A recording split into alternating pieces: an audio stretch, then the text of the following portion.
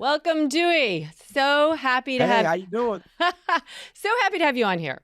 I've just recently become a fan and I'm just kind of obsessed with your page, with your message, with your energy. It's just incredible. And you're in my brother's hometown, so I'm hoping to make it down there sometime. But let's just start Wait, at the beginning. So, how did you create this phenomenon, um, this fitness just rage? Really, it's like it's big, it's incredible. So I just want to, like, were you into fitness as a young kid? How did this all come about? it's so you can think I was in the sports growing up, so I played football pretty much all my life. And after football stopped doing what it could do for me, it instantly went right into fitness. So I've always kind of been in love with just the gym. So whether it was just lifting weights, running, working out, playing sports, I've always kind of just been moving around. So when I realized that football wasn't no longer going to pay the bills or help me make any money, I knew I had to try to find something I really love to do. So the boot camp classes that you see today started with two people. Those same two people that I had back in 2010, I still have training today, which is one of my greatest claims to fame. Is like, once you get with me, you don't leave me. I love it. I So love it. so when you start thinking about the classes started in my apartment complex gym. So I was training them at my apartment complex gym. And one thing kind of led to another. One person started asking about it, so I had four people. And once I got to about 8 to 10 people, my apartment complex said, you can't do this anymore. So they kicked me out of there. So after that, I moved everybody to my garage. I had a 2-car garage then. So I said, I can fit some people in here. So, but I didn't want to get rid of my pool table though. So I'm like, I'm gonna squeeze as many people as I can in here around my pool table. All right. So that lasted about 2 months. 2 months, I said, damn, I got to get rid of my pool table now. So I had to get rid of my pool table. Now I started getting about 20 to 30 people in the garage. And before you know it, it was everybody in the complex. And then I had to start getting people coming from everywhere. Like, I got to come try this class out in this garage. So again, my apartment complex intervened. They made me level up. They said, hey, you cannot run a gym out of your apartment. So then they gave me an ultimatum and said, you either shut the gym down or you move. So I moved. Uh, Long story short, I opened up this location on Spring Street. At the time, I was only charging about $45 a month. So I didn't have a real system in place. I didn't have this well oiled out business plan. I hadn't went to the bank and took out a loan. I hadn't done any of that. All I was doing was saying I was going to work hard every day and I was going to teach classes every day. So I got the new space that I had. And of course, I was just paying rent on it. It was paying, people only paying $45 a month. They were paying more to park than they were for their bootcamp membership. Because in Atlanta, everywhere you go is $3 to park. And literally, that's when it clicked for me that I knew I had a business. It's like, these people really come to see me every day. And I was like, I better start taking this a little bit more serious. I thought I was taking it serious, but I better take the business side more serious. So I said, it's time for me to get my own space. So I started working on it. I was like, I want this space. The space was about 3,000 square feet. I just knew it's no way I can outgrow 3,000 square feet. It's no way. No, nobody know this stuff. It's no way I can get more than 100 people in this room. All right. The first day that I moved into that building, I had already outgrew it. Amazing. I had 150 people the first day that we ever taught class in the old location. So I was like, this is crazy. So then I started saying, I better get a front desk. I better get a business account. I better start taking this a little bit more serious. Were you just were you doing it all yourself at this point? Everything is at myself this time. I'm teaching 7 classes a day. I'm taking payments. I'm sending invoices when I felt like it. So it really and truly was built word of mouth. At this time, I don't have social media. I'm not promoting. Hell, I'm actually kind of terrified to promote because I didn't have space. We was sharing a bathroom with a construction company. So the building I was in, I was sharing one bathroom with one stall for everybody with a construction company. So it was a great learning experience for me because I realized that I had to level up if our people was going to start supporting me even more. So I got this current location that I'm in right now. And again, no way I'm going to outgrow this space. I'm happy. Man, we got 7,500 square feet. That lasted 2 months. And then I kind of got So right now I'm in a plaza. The current gym that you'll see when you come visiting from, you'll see that I'm in a plaza. So the plaza, I got buildings kind of beside me. So when I first got here, it was kind of empty. So we got the first 7,500, but the building right next door to me is another 7,500. So I said, I told the owner I needed that one. He said, "Can you handle this?" I said, "Yeah, we'll be fine." I moved here June 1st, so my 6-year anniversary is coming up. So June 1st would be 6 years that we've been in this location. And then within 30 days, I had already needed more space. So I don't know. I understand what we're doing here in Atlanta. People love working out. I really and truly feel we have something special here. Of course.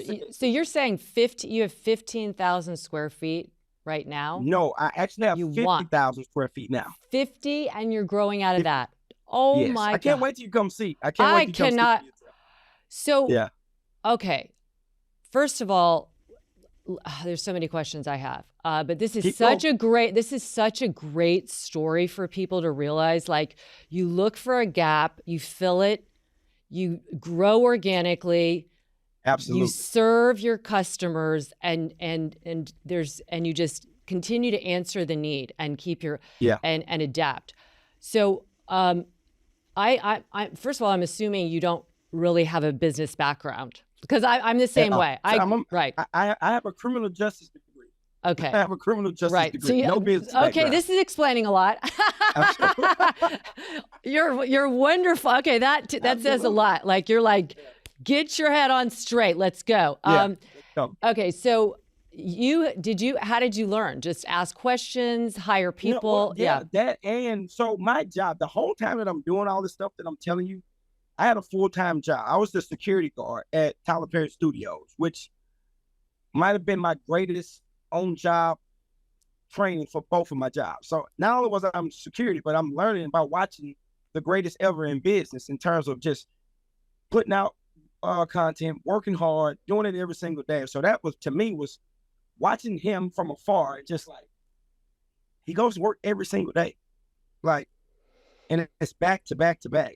And I was just thinking, if this man has become this successful doing it, and how are people who don't have that taking off? So to me, it never really made sense to be taking a whole bunch of vacations, which I understand risk, but it never made sense to me to not do what you say you love to do every day.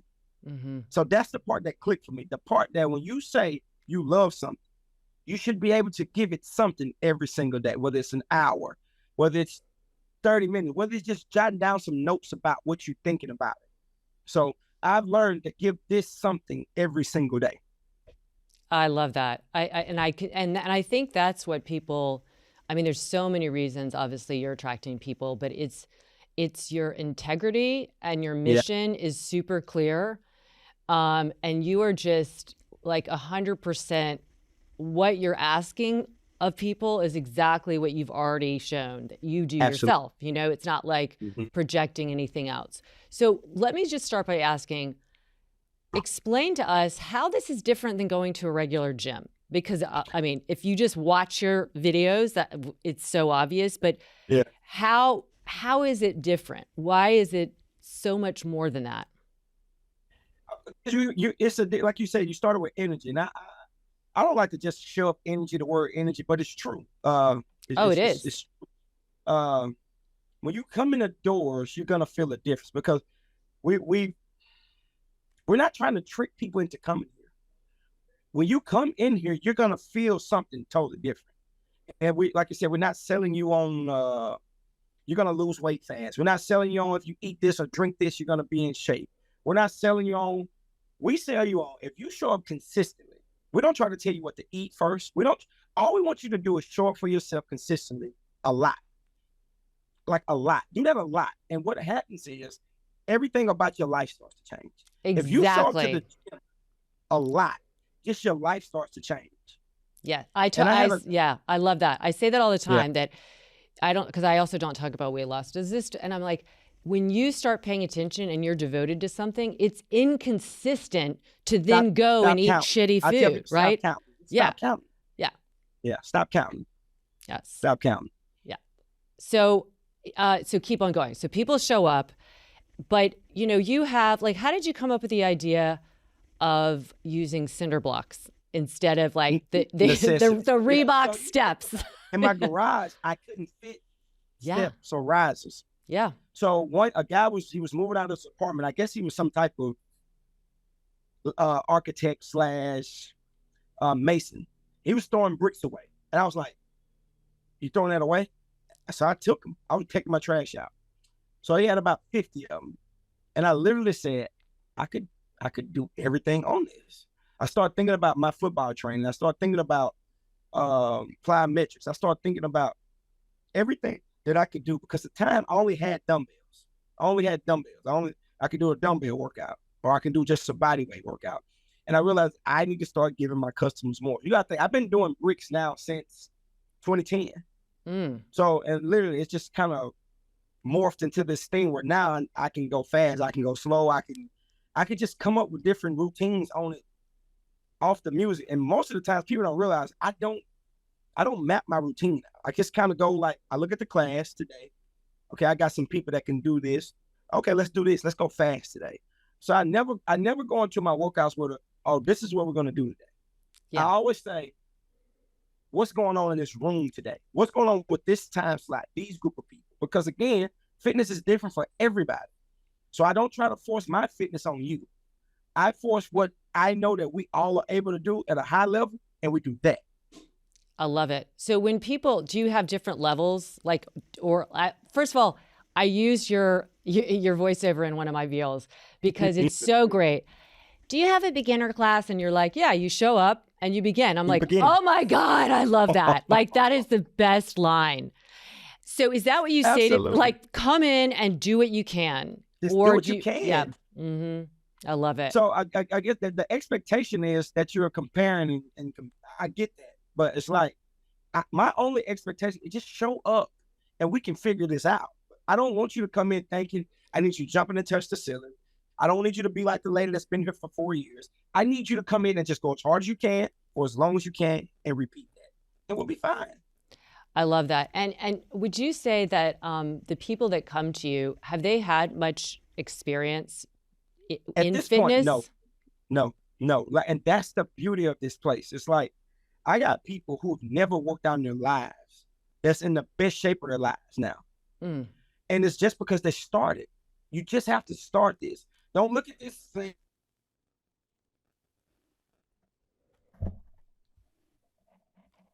Not be in shape for it. It doesn't matter. So that's why I tell people, don't come here trying to, let me go get my mind right before I go to E.F.F.E.C.T. Fitness. No, come to E.F.F.E.C.T. Fitness as you are, and we're going to help you. I love that. Well, I want to go over some of these quotes because you have so many. And I want to hear what you mean by these. Like, so you said nobody can make you happy until you're happy with yourself first. That's my favorite one. It took me a long time to realize that. One day I was just talking, and I was in the front of the gym and the sun was shining bright, birds chirping, spring, summer-ish. Weather was amazing. I'm talking about the sun was shining so bright though. And I had we just having a lady in passing was like, damn, that sun is shining too bright. I said, wow. I said, wow. You really will have people complaining about the sun shining bright. And I was like, that's what it's supposed to do. And then I thanked her for that. She don't even know what I was thanking her for, but I thanked her for putting me and grounding me, because it was just like, you better learn to just be happy, man. Like, people are miserable. And I had to realize, if a person can fix their mouth to complain about the sun shining, doing its job with the sun is supposed to shine. Wow. That's beautiful. And you know what? That's like, you're like a Buddha, really. That is one of the Buddha Dharma kind of philosophy, is that we humans, we don't enjoy suffering, but we are prone to that. And part of it is that everything can be perfect. You can have shelter and food, and you'll still complain about something. Instead of thinking about what you have. Yeah. And that's what a happiness quote. Just learn to be thankful and present with what is. Like just what is, not what ain't, but just what is. Now, how did you become this way? Like, is this from your family, your experiences, or you just wired this way? Definitely experiences. I don't know about wired this way. I just think experiences, because I think pain has been one of my greatest teachers. And because it takes you to a place that you can't get when you're happy. I didn't want to feel that type of pain anymore. So I knew that I needed to change some things. So it started with the way I think. You know what I mean? Not if I wasn't thinking it properly, that's my biggest issue. There's no way I'm gonna be able to go out and execute a game plan when I do if I'm still thinking the wrong thoughts. So that's where it started. And it just started with I'm not thinking right. First thing I stopped doing was blaming other people. That was the number one thing that holds most people back on this planet. Right now, we got somebody who's responsible for us not being great. Whether it's a teacher, whether it's a bank that denied us on a loan, whether it's a job that we didn't get, whether it's a coach that stopped us from going to the NFL or an injury. We got somebody that we're blaming and we don't even know it. We're still holding on to that. So I stopped doing that a long time ago. So when you start saying, I need to become fully responsible for my life, the part that I can control. And then I'm just going to go as hard as I can go with that. And everything that's outside of that doesn't even matter. And it starts there. You're so right. I love everything. And yeah, we are the author of our own story, and we don't realize like the power that is. Like literally we have the tools to write it, to edit it, to completely start over, scrap it. But it starts with the mind. Now I'm curious for you, when did you start to connect like the way I treat my body and move my body and challenge my body impacts my thoughts? That again, one of my favorites, because you start thinking about like your mental health. Like I noticed when I worked out, I just felt better. Yes. I slept better. I had better energy. I was funner to be around. I was more confident. Like most people, like I no longer work out for a body part. You know, like you want to get bigger, stronger. I work out strictly to sweat and feel good. So whatever happens, it's cool. Yeah. But I only work out now so I can feel good. And I know what the sweat does for me. I know what I'm releasing. I get all of that. But I only work out not so I can look better to somebody. So I work out to sweat and so I can feel good. I knew a long time ago that if you worked out, you felt better. I knew that then.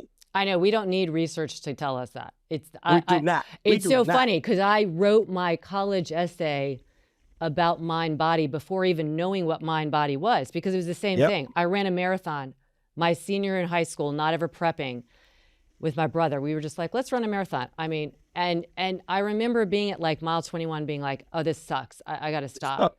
And then I thought, that's my voice, right? My body is feeling tired and achy, but it's the head that's like making it so heavy. Why don't I just say, okay, just get to that bush. Okay, get to that, and then it just shifted. And it's so powerful how our mind gives out way before our body does. Way before. Yeah. And when you have people that come to you, I mean, I know you've got thousands of people who love you and adore you, but what are some of the really impactful things that they tell you that this is it, E.F.F.E.C.T? We're going to talk about how you came up with that, but this E.F.F.E.C.T fitness has done for them. It's the mental for me. It's the confidence they have now. It's the like you said, the transformations are that's what people want to see. I got that part. But when I talked to a lady, when I met her, when they was at some of their lowest points where they had suicidal thoughts, and now you just see them and they don't even remember that. They're like, oh, I thought like that before. So it's to me, the belief in yourself, because again, this fitness is personal. Fitness is a extremely personal thing. So when I meet people and they tell me like, I don't even think the same. I don't hang out with the same people and places. It's just, like my mind is just elevated. Like that right there to me, that's it. I love that. Now and looking at these videos, it's high intensity. Mm-hmm. So if you have somebody who says, oh, I just think that for me, I'm going to need something more low key and maybe meditative. Like how would you not debate them on it, but how would you convince them actually sweating and really like pushing these edges because you learn more about yourself? Like, yeah. Yeah. See, that's the key. Like, what do you want from this? I always ask people, like,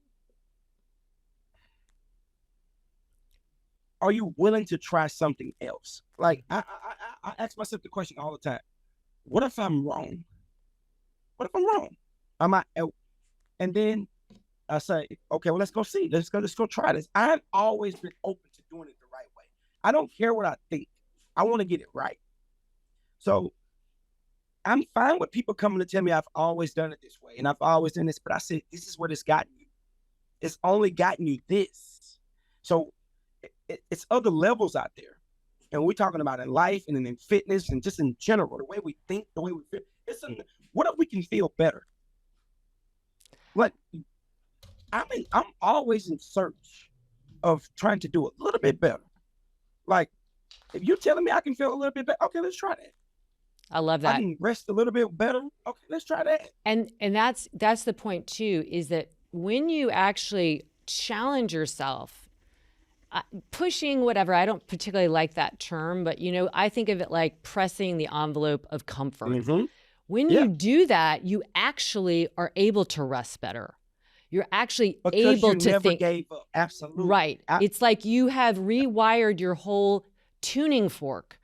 Mm-hmm. So if you feel like you need rest all the time, what you probably need is to push yourself a little bit. Yeah. I always feel like you need rest. When will you ever discover anything else about yourself? Exactly. You're just a rester. You're a rester. And we know that. We know the people that really are moving and challenging themselves are probably sleeping pretty well, right? They're not the ones that are having this disturbance and stuff. Absolutely. It really does. So my next quote that I love, and I'm sure it's one of your favorites, is follow your plan and not your mood. And that just goes back to kind of what I said. Like, how many of us, I'm sure you get people in your 5:30 p.m. class who've worked all day, who can come up with a million reasons why they'd rather go home, get on the couch and eat whatever and just like veg because they just need to numb out, zone out, and they think of that as relaxing. But they turn the car for you, I'm sure, and they come to that 5:30. Yeah, and the mood is so fickle. Like, how long am I gonna feel this? But what you eating and drinking or not moving or not exercising, that is so long term. That mood that you feeling, you're gonna be mad for 2 hours, 3 hours max. You're gonna be sad for a day or two. But I'm telling you, skipping and missing workouts, getting off track, will throw you off months, years at a time. So I always tell people that don't last long enough for you to be making them type of decisions. And your feelings and your mood doesn't last long enough for you to be missing workouts. One of my things that I've been battling with all week, and I was going to talk about this on Friday, I was telling somebody, like, when people are going through things in life, the number one thing they say, I need to take a break from the gym. And I like, the gym is your lifesaver. The gym is your power source. The gym is your battery pack. How about you take a break from all the bullshit that you're doing in life? How about you put your phone down? Yes. How about you stop responding to emails and calls or texts that doesn't equate to peace in your life? You're taking a break from the place or the thing that's giving you life. And I always told some people, I was like, but that don't fucking make sense to me. Like, what are we doing? Yes. You're taking a break from the gym? No. Take a break from the stuff in life that's not giving you life. Oh, I love that. I love that. You're right. A battery pack. It's your therapist. It's everything. It's your therapist. It's all of that. It's all of that. It's really hard to come out of a good workout and not feel great. Yeah. I mean, it's like, it's almost so simple that people overlook it because the life in, kind of different, what is the word I'm looking for? Just like almost recipes or prescriptions need to be complex. And it's not. It's so simple. It's so simple. Yeah. But the execution So is what, it's like, again, make that's what sure. people lack. That's the disconnect of most great. It's like, that's just execution. Yeah. And I that knew comes, so many yeah. smart people in life and in fitness. But when it comes to the consistency, the execution part, that's the gap. That's the great divide. So what do you say to someone who's like, I want this, and I'm just like, yeah, like they're having a hard time with the discipline and the consistency. Well, the thing about, find what you are doing great. Like that, when I tell people like consistency, it seems like it's just such a cliche thing, but it's not. Like, I want you to find one thing that you can do all the time and just do that. And let's start building confidence in your consistency. Like, you need confidence in your consistency. So, okay, you got one thing that you're doing great, keep doing that. And then let's add another one to this thing. And let's try to do that too. And most people don't realize that it's just stacking good days and consistent days on top of each other. And now you've had a month straight. Oh, now I can call myself consistent. Because until then, you can't call yourself consistent if you did it for a little while. You just can't do that. Yeah, and it's really like encoding a data point right in your brain. It's getting that habit, and then it just becomes, you don't have to think about it. It's like you want it. You want it because even if you're tired, I'm sure you feel this way too. Like, people will say, well, how do you keep, because I've been doing what I've been doing 27 years. Like, how do you stay creative and energized about it? And it's like, even on the days I don't feel like showing up, I show up because I know the result is already pre-programmed. It's already there. It's already there. And that's what the consistency gives you. It's the best gift, is that you will show up even if you, like, again, even if your mood is telling you otherwise, you're not. I found out more about myself on those days. Oh, totally. Like, totally. Like when I'm tired, I'm sick, I'm hoarse, I can't scream. I feel like I find out more about myself on those days. Wow. Like, all right. Yeah. That's the days for me. So how many classes a week are you teaching now? So right now I'm teaching a week I'm teaching about 10 a week. So you got to think, my current schedule, I used to teach every single class. We're so similar. I had 18 classes in my home studio, and that, was all, and it was the same thing. I taught every one of them. Yeah. And then it's better to not teach that many after a while, for sure, because it's exhausting. Plus, I look back at it and I was like, how was I even doing that? Because what you were doing? You were building it. True. And then what you do is you get other people, you train them, and they start doing it. So you're not doing all of that, because you're going to, you do administrative. So how many classes do you have a week? How many employees do you have? So we got 7 classes a day. Mm-hmm. So that's, and on the weekends we only have 2. On Saturday we have 2. Saturday we have 1. So it's like, it's almost 40 classes. And that's without the spin, yoga, calisthenics. Like, we got a full schedule here. Okay, so the classes that you're talking about, what do you call those classes? The ones with the bricks and the weights and we just call that bootcamp class. Bootcamp, I love it. I love it. I love it. I love it. So the music, this is a big part of it. And this is again where I feel so connected, because music it's such a, it's wired so deep in our civilization, how we've celebrated with music and with movement, by the way. Like, it's like, this is so in our DNA, right? To move and to celebrate life and for the music. How do you decide on what to use? Is it?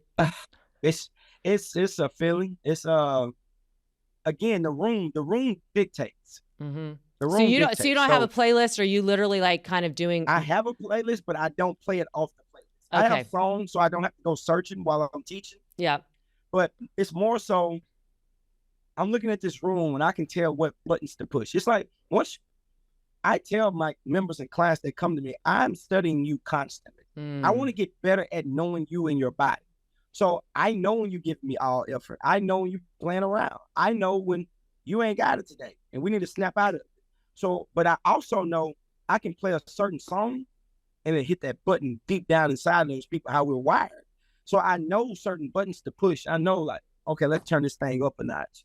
Okay, let's calm it down a little bit. Let's go fast now. So I'm always playing with those chords and those strings within the human body, is what I call it. Oh, I love it. Yeah. And what I what I love so much too, and again, this is just witnessing. It's not even having been in the room, which I can't even imagine it'll happen. But like you set some really good boundaries.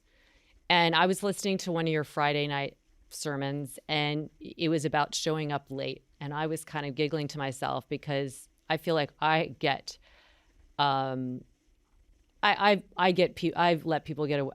When I had my studio, I kind of let people get away with that. But I love that you are not like that. You're like, there's too many people in this room. You better show up on time, or you're not going to come in. Well, and I think to me, it's bigger than even bigger than that. It's just a courtesy thing. It's like, totally. I have one of my oldest members, right? She comes here faithfully, had been here 10 years almost with me. So it's crazy when I said, if these people can get here early, every single day, they've been coming for 10 years, and you just started coming here and you already late. I didn't get that. But it went deeper because I found out that most of the people that are late will get their friends to put their spots down, and they still coming in late. And I was like, well, you're not a very good friend. And I'm gonna elaborate on that. If I was a good friend, I should do a better job at going to you or your house, waking you up on time, instead of saying, I'm gonna allow my friend to continue to be late every damn day. I'm just keep putting her stuff down in her spot. I'm not helping my friend by prolonging her just being sorry, lazy, and not getting up on time. So instead of you're not being a good friend because you're saving your friend a spot. You be a good friend where you say, hey, get up on time. I'm gonna call you early, and you get up just like I'm getting up on time. That's what a good friend would do. This whole, just because I get up early every day and I'm gonna be the lazy, sorry friend. No, I'm not helping you as a friend. I'm not helping you. Oh, I love that because, there's a whole story around this in some philosophy book, and it's basically about this type of thing. And the person's asking, like, to the teacher, well, what do I do? And they're like, no one will change unless you teach them to change, right? Yes. Unless you say that door is shut and you won't be able to come in once the class starts, then you better believe they will start to change, right? But if you're just allowing the behavior, they're not going to change. So it's like you said, the friend is not contributing to it. And if you were just like, sure, you can come in at whatever time. Yeah, no. It's part of that whole, it's all of it is that commitment and that resolution to improve yourself. And that's part of it, is showing up for you and for others as like you said, for courtesy. Absolutely. Oh, I love that. Okay. So you also said, understand this, you're not missing out on anything when you are busy working on your goals and dreams. Stay focused. I feel like you're saying that because I can relate to this. Being an entrepreneur, you miss out, quote unquote, on things because you're doing what you love. And so tell me, like, that, I don't feel like that's ever been an issue with you, but because it wasn't for me either. Those things weren't things I wanted to do, the things I was, I'm in love. Like, I'm in love with this. And like, people ask me like, well, you can go do this now. You can go do this. And I'm like, yeah, but I don't love that. I'm literally doing what I love to do every day. And that's why I'm able to give it all I got, because I really love it. So when it comes to me seeking an escape and wanting to find something else to do, I don't. Like, if you asked me, where would I want to be on my birthday? I'm going to say, I'm going to the gym. I love it. I love it. And it just so happens I get to teach and work at the gym that I'm going. Like, cool. Thank you. That's where I'm going to be. Yeah. And dare I say that probably is when you talk about like the top 1% of people who really are successful, I think it's because they're absolutely living and breathing and loving what they do. Loving it. Versus doing it for some other external factor like success or money or anything. Like if you're really driven from your love, it's a very different story. It's totally different. It's totally different. It's totally different. So let's talk about the branding. Like when you were in the garage, people were just coming. They knew you had this garage workout. Yeah. When did you decide, or did somebody say, "Hey, you got to package this and brand it, this E.F.F.E.C.T Fitness"? Just sitting around. Real. So you got to think the whole time I'm doing this, I had a job, and me just being this hardworking, going to work every day thing. I was making more by teaching my 5-6 classes a day only giving myself, my business, 26 hours a week. I remember like it was yesterday, but I was working a full 40-hour-a-week job. And I was already making more money from boot camp than I was at my job. It's like, why do I keep coming here? And it's like, it just hit me. I'm like, stop. It just hit me one day. So I was like, I'm not coming back to work. I'm about to do this full time, and I'm about to get this all I got. And it was just happening. It's like, okay, you got to get this name right. So it started with E.F.F.E.C.T. And it's like I said, it's an acronym. And it was just thinking about, let me be creative. I didn't want to just put a name out there. I always said I want to be impactful and I want to affect people's lives. So I said E.F.F.E.C.T Fitness, and it just kind of took off from there. Oh, I love it. And did you go through all the, I know you have a legal team because I heard you talk about photography and all that. So you got it trademarked and all that. Yeah. Absolutely. Absolutely. Where do you imagine E.F.F.E.C.T, like what are your goals right now for E.F.F.E.C.T Fitness? The goals is, so right now I have 19, 20 trainers that's training inside of the gym. And I couldn't be happy with myself if they were working here and they wasn't making a living first and foremost, but then also growing.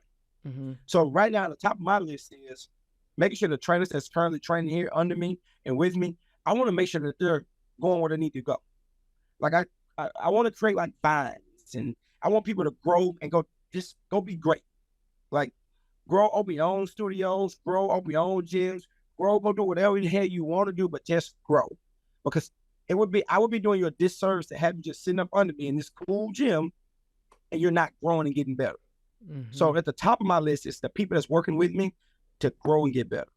And then we start thinking about, so we launched our app during COVID. So during COVID, we had to pivot because again, gyms in Georgia was shut down. And we were just like, okay, shut the gym down, we can't have people come here, but let's give the people something. So we started giving away free classes during COVID. We're like, we're gonna just go live on Instagram every day, set the phone up. We're gonna teach class like it's 1,000 people in here. And we did that for 6 to 7 months when COVID first happened. We're like, no charge, just click on follow us just follow us. That's how you charge. So that happened, and we was like, after COVID, they said, okay, we can start letting people come back in the gym. We're like, we gotta get us an app. But you can remember that one of the main issues we had during COVID was people get shut down due to music and licensing and all that. It was like, I'm not finna keep dealing with that. So I'm like, let's get our own. Like, what if Instagram and Facebook decide to say, we ain't never letting y'all back? What you gonna do then? And I kept playing it over in my head. I was like, I don't want to be that dependent on something else that don't even know me. Like, exactly. If Instagram lost E.F.F.E.C.T Fitness or Facebook out, they don't give a damn. Like, so I was like, let me go get my own app. So we got a team that came, it was like, let's design our own, let's create our own platform, and let's just pay what it costs to do this. So we did, the app was birthed, and now we literally got 10,000 people online working out with us. That's amazing. So now we start thinking about growing. So now we start thinking about other locations. So we just went to LA and we did a class in LA. LA, we had a huge turnout. LA was LA. It was perfect. Yeah. Oh my gosh. So now we're getting ready to try to open up a small location in LA. So Houston will be the next trip that we take later in June. And again, that'll be another site. So at all these cities that's like the hotbeds for our app, because we let the app kind of dictate where we go. That's where we want to open up other locations and smaller gyms. So we're looking forward to just kind of expanding, but most importantly, making sure that the trainers and the people currently in the building are growing with it. I love that. That's a true leader too, is that you want to elevate everyone. And it's that whole just as you rise, you're taking people along and you want them to grow, and with whether it's staying with you or, like you said, going out on their own. Absolutely. Now I'm curious, being a white woman, I only know what I see, which is there's a lot of white people in the fitness world. And what I'm just struck by is your Black community is massive. It's massive. It is. But what is you hear about like the Black community, especially in Atlanta and in urban areas, are high rates of heart disease, obesity is present, diabetes, etc.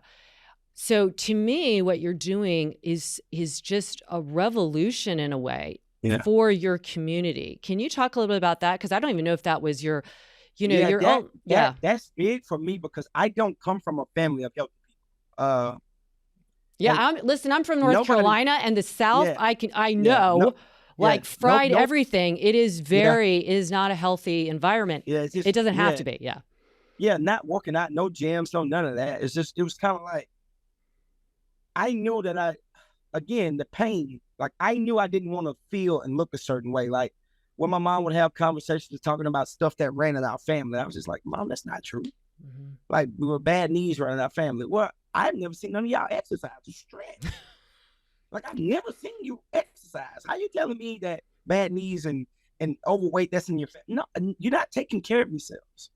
So again, it was just like, but then when you, like you said, speaking to the question you asked, it was like moving to Atlanta was like a dream for me because, like you said, it is extremely black in Atlanta. So that was one of the draws for me coming from Louisiana. I'm from Louisiana, and it's like, wow, this city is moving.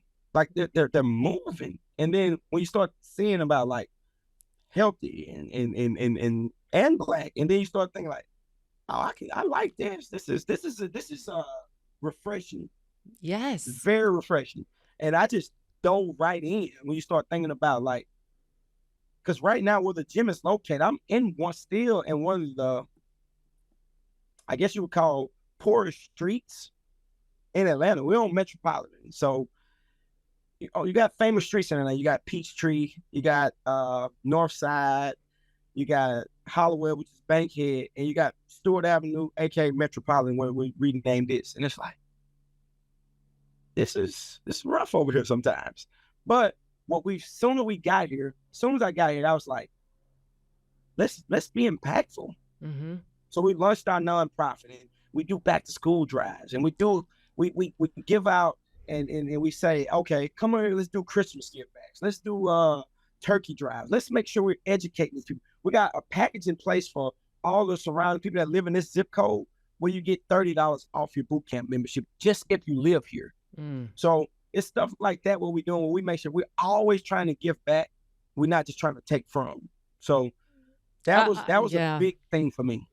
Well, I love that because I feel like you can change the narrative through fitness, right? And it's like, it's a simple ingredient, but when you have a leader like yourself, and then you have this community, and it's going to, I just feel like it's reaching everyone, but it reaches the people who might not have see themselves in the room at a gym or in a fitness class. And I know, in yoga, that's a big issue, that lack of representation.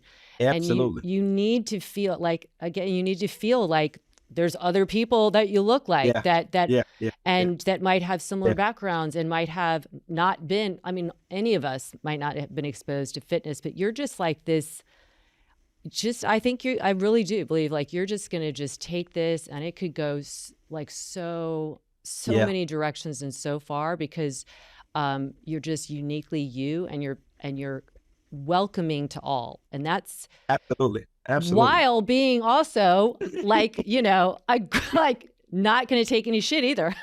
Yeah, absolutely. We need more people like that. Well, I just admire what you're doing. I'm like the biggest cheerleader. I can't wait to meet you. I can't wait to be in that room. I can't even imagine what that energy feels like. And like you said, energy is real. We all are bodies of energy, and we can be responsible for changing our body of energy and how it feels and then how it emits so that others are benefiting. So it's just like, I think this is what everyone needs in a very unpredictable world and climate. Like this is something we can control and we can improve our lives with.